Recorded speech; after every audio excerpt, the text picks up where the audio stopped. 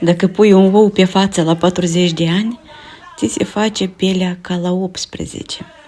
Vedeam eu când eram copil cum umblau doamnele mai cochete cu ouăle pe față și mâncau, da, iarbă, mărar, pătrunjel, ce se nimerea de prin grădină. Se băteau bine pe față ca să înceapă a circula sângele. Fața trebuia îngrijită, nu numai pe exterior, dar și prin interior.